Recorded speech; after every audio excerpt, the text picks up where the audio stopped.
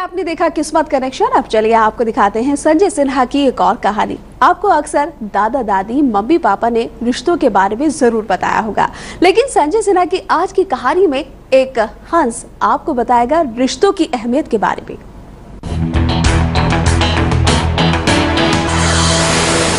नमस्कार, मैं हूं संजय सिन्हा और आज आपके लिए लेकर आया हूं बहुत ही अलग और बेहद खास कहानी जिसका नाम है राजहंस। आपने कभी हंसों को उड़ते हुए देखा होगा, जरूर देखा होगा। आपने देखा होगा कि बहुत ऊपर आसमान में अंग्रेजी के वी आकार के शेप में ये उड़ते जा रहे थे। वी आकार मतलब इस तरह। जब मैं छोटा था तो सितंबर और अक्टूबर की हल्की ठंड में घर की छत से कभी हंसों की ये उड़ान दिख जाती तो मैं हैरान हो जाता। ऐसा लगता मानो बहुत से अनुशासित सिपाही सफेद पंखों में लिपटकर हवा में तैरते जा रहे हैं। मेरे मन में ढेरों सवाल उठते। आखिर वो इस तरह वी आकार बनाकर क्यों उड़ रहे हैं? ये कहाँ जा रहे हैं? सबसे पीछे वाला सबसे आगे आने की कोशिश क्यों नहीं कर रहा? बीच वाला क्यों अपनी जगह पर उसी रफ्तार से चला जा रहा है? क्या किसी ने इन्हें निर्देश दिया है कि इस तरह ही उड़ना है? कौन है इनका निर्देशक? बहुत से सवालों का जवाब लेकर जब मैं माँ के पास जाता तो माँ मेरा सिर सहलाती और कहती कि बेटा, ये मानसरोवर के राजहंस हैं। तो ये सारे हंस जो इस तरह एक गति से उड़ते हैं उसका क्या मतलब हुआ माँ? माँ कहती कि ये आपस में रिश्तेदार हैं। सबसे आगे वाला उनका नेता होता है, वही उड़ने की रफ्तार और दिशा तय करता है। उसके पंखों को बाकियों के पंखों से ज्यादा मेहनत करनी होती है। सामने आने वाले खतरों को पहले पहचानता है, वो हवा को काटता है, उसके बाद बाकी के हंस हवा को काटते हुए चलते हैं और अपने पीछे उड़ने वाले हंसों के लिए वो उड़ान को आसान बनाते हैं। लेकिन माँ, सबसे आगे वाला ज्यादा मेहनत करता है और सबसे पीछे वाले के लिए रास्ता आसान बनाता है, ऐसा क्यों? उससे क्या फायदा है उसे? माँ कहती, मैंने कहा ना कि ये आपस में रिश्तेदार हैं। ये एक दूसरे का साथ देते हुए चलते हैं। ये बहुत दूर तक उड़ते हुए हवा में जाते हैं। ये एक बार में 10 घंटे तक उड़ सकते हैं। मैं चौंकता, पूछता, माँ 10 घंटे?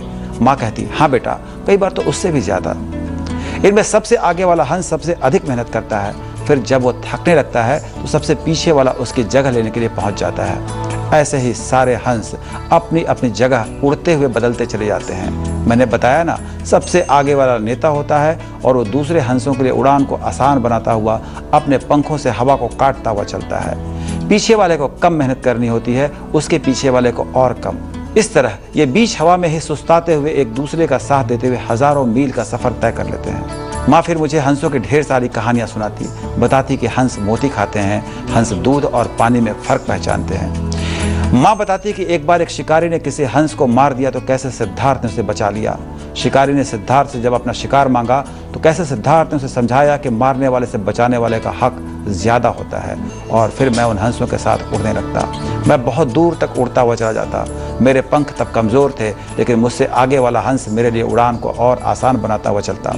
मेरे हिस्से की मेहनत वो करता और हम साथ साथ आसमान में बहुत दूर तक उड़ते चले जाते। मेरे मन की उड़ान में सबसे आगे वाला हंस पिताजी की तरह लगता, फिर माँ, फिर चाचा, चाची, हम सारे भाई बहन और दादी भी। दादी तो बूढ़ी हो गई है, कोई बात नहीं। पिताजी के मजबूत पंख सबके लिए रास्ता बनाते चलेंगे। पहले दादी ने पिताजी के लिए रास्ता बनाया होगा, अब पिताजी दादी के लिए रास्ता बना रहे हैं। ये परिवार है। पिताजी थक जाएंगे तब माँ आगे आएगी, फिर चाचा आगे हो जाएंगे और उड़ते उड़ते मैं भी तो बड़ा हो जाऊंगा, फिर मैं भी आगे हो जाऊंगा।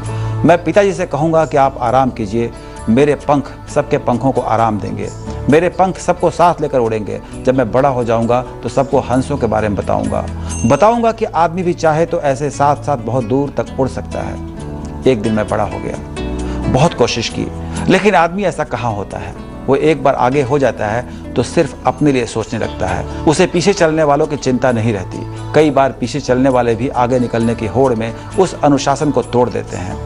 कई बार तो अपने पंखों से दूसरों के लिए हवा काटने की जगह उसके लिए मुश्किलें खड़ी कर देते हैं। माँ तो कहती थी कि भगवान के बनाए सभी जीवों में आदमी सबसे बुद्धिमान होता है, लेकिन मुझे तो हंस ज्यादा बुद्धिमान लगते हैं। सबको साथ लेकर उड़ते हैं। एक दिन में 10 घंटे उड़ते हैं, हजारों मील का सफर तय करते हैं। सबसे कमजोर भी उनके साथ उड़ लेता है।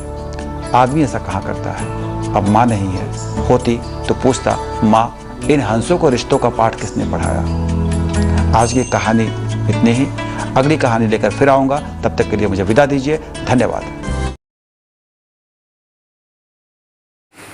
এই চ্যানেলটির প্রতি আপনার আগ্রহ আমাকে আরো উৎসাহিত করবে। ধন্যবাদ।